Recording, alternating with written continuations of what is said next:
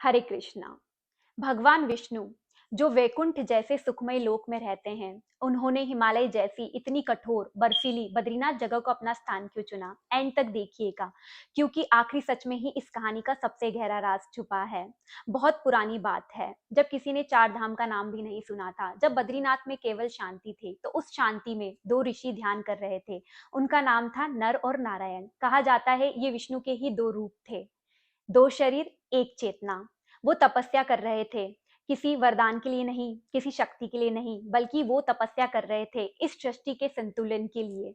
लेकिन जगह बहुत कठोर थी, ठंड हद से ज्यादा, हवाएं ऐसी थी जैसे शरीर को चीर रही हो, बर्फ लगातार गिर रही थी। कोई भी इंसान ऐसी सिचुएशन में टिक नहीं पाता, लेकिन विष्णु जी एकदम स्थिर बैठे थे, ना कोई हरकत, ना कोई शिकायत। उनकी तपस्या इतनी गहरी थी कि उसकी ताप हिमालय के उस पार भी महसूस होने लगी। यहाँ तक कि भगवान इंद्र को भी उसकी शक्ति का एहसास होने लगा, लेकिन कोई भी उन्हें ध्यान से हिला नहीं पाया। लक्ष्मी जी ये बात समझ गई, अगर तपस्या ऐसी ही चलती रही तो भगवान का शरीर होते हुए भी कष्ट नहीं सहन कर पाएगा, और लक्ष्मी जी ने बद्री वृक्ष का रूप धारण कर लिया। वो विष्णु जी के ऊपर छाया बनकर खड़ी हो गई। बर्फ उन पर गिरती रही, ठंड उन्होंने सही हजारों सालों तक।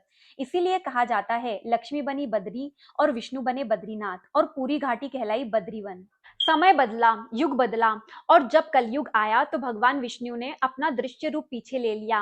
माना जाता है कि उनकी दिव्य उपस्थिति अलकनंदा नदी के जल में समा गई, और वहां बना नारद कुंड, जहां पर नारद ने उनकी अदृश्य रूप में पूजा की।